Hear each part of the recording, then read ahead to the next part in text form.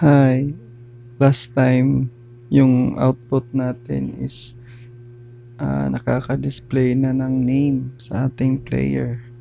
So, ito for example, or i-run ko yung last progress natin.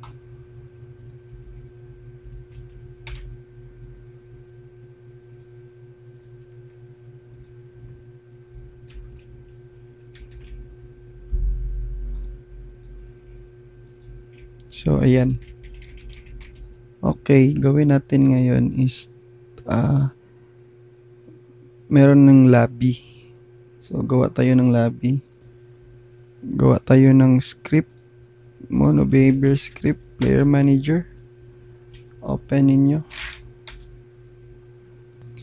Nga pala, sa player manager, punta muna tayo sa package manager bago tayo mag-program sa player manager kasi hanapin nyo yung multiplayer service. Ito. Yeah. Install nyo yung multiplayer service na yan. Okay, na-install ko na. So, kasi yung multiplayer service, yan yung gagamitin natin para makagawa ng lobby or yung code. So, first, paste nyo ito. So, post nyo na lang. After nyan, gawin nating instance o singleton yung multiplayer manager natin. And then, gawa tayo ng private. Ano ba yan? Private na lobby. Yung lobby na yan, galing yan sa dito sa service. Unity.service. Next is private constant na max player. Siguro 10. And then private na async. Bakit may async? Kasi nga multiplayer ito. Yan.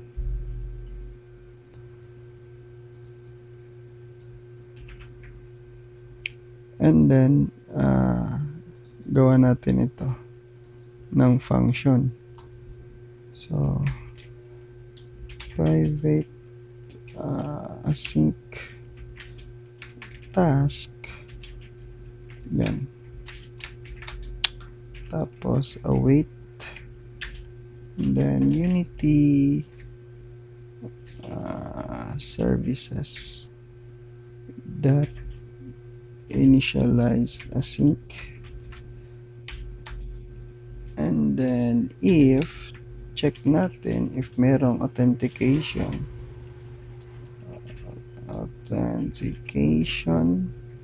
na service that instance to is assigned is signed in. So then await for authentication na service that instance that sign tawag mo to anonymously. So dapat kasi dapat ano ba purpose nito? Ang purpose nito, kung pupunta tayo sa ating hub, you can see na dapat connected yung project natin sa Unity Cloud. Okay? And then next is for host. So sa lobby,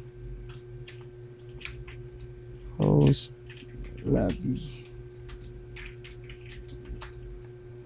So para sa host for lobby, i-copy ko na lang and then post yun. So ayan. So may mga comments na yan. So,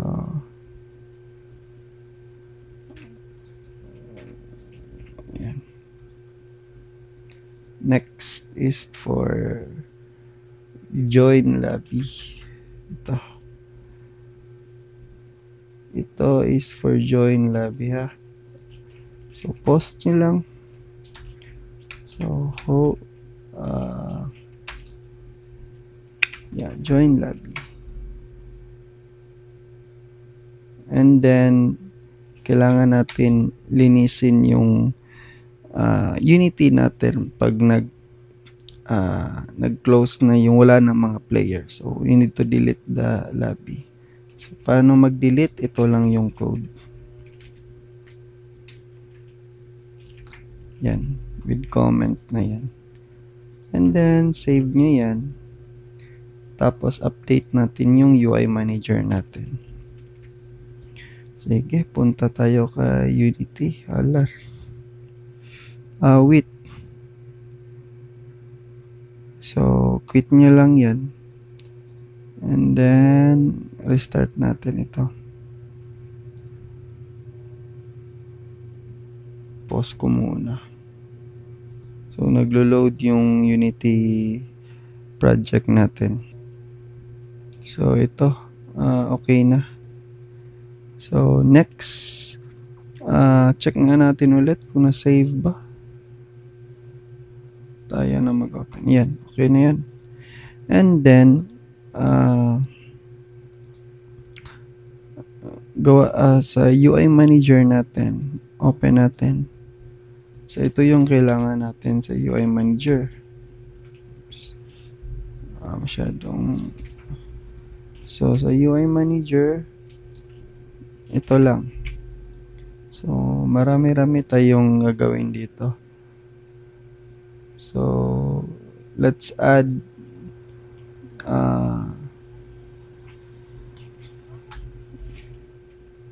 private serializable field na TMP. So, private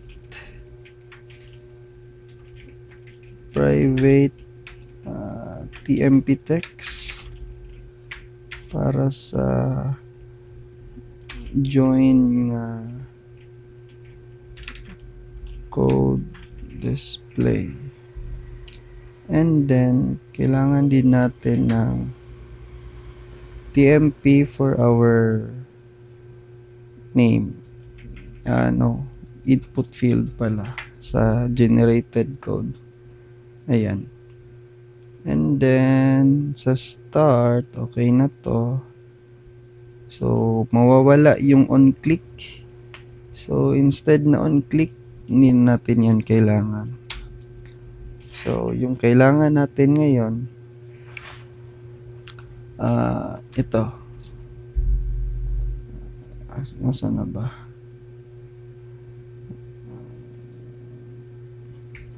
So, void na async. Kailangan pala natin i-public. So, public async and then on start click. Okay. And then the player name, that name is equals to name input field dot text dot trim, ganyan.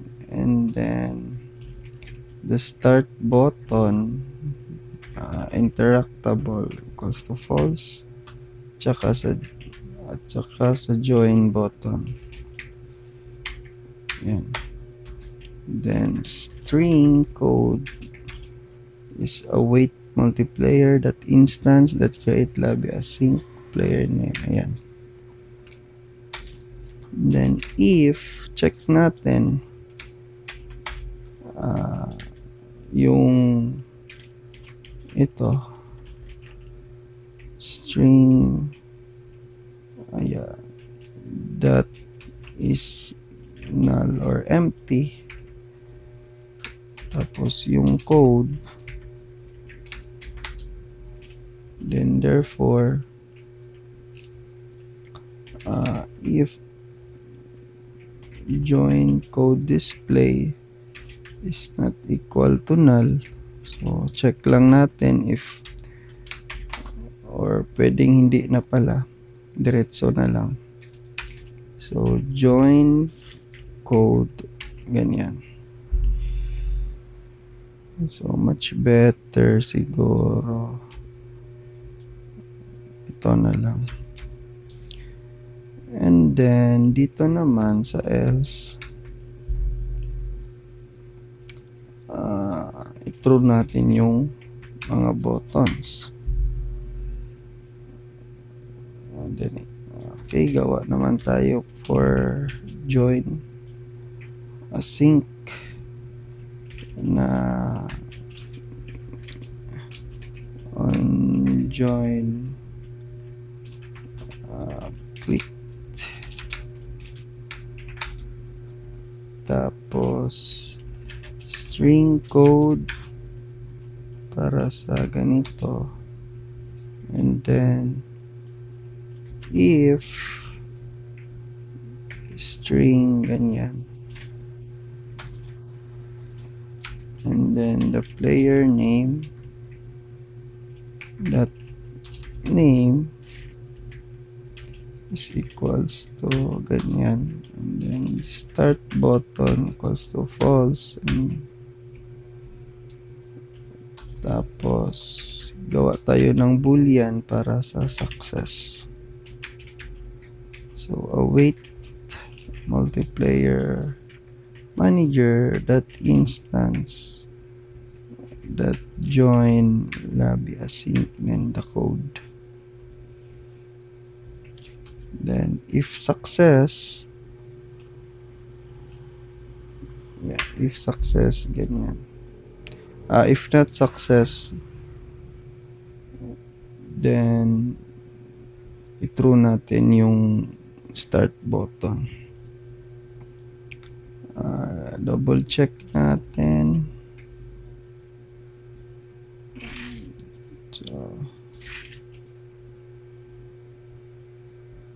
So on name change, gawa tayo ng boolean valid equals to not, yan.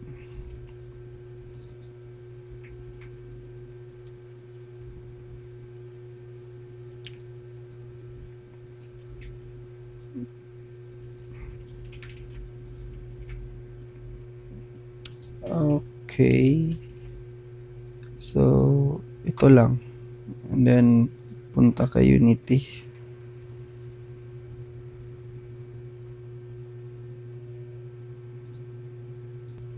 Set up natin yung input field for code input, and then text, so UI text mesh prod code text, and then yung code input, oops, dito na lang siguro sa baba, and then punta kay UI manager, drag si code text, yung code display at saka yung ito, then save natin. Hindi na natin kailangan si network UI, remove na, punta kay start tsaka kay client, remove natin yan, set nyo sa button, start tsaka ito yung sa client, and then save. Set pa pala natin yung multiplayer manager. So multiplayer manager, and then reset, save, then start, input a name, then start host, and then copy the code, then start client. So ito na. So, naka-join na through code. Okay?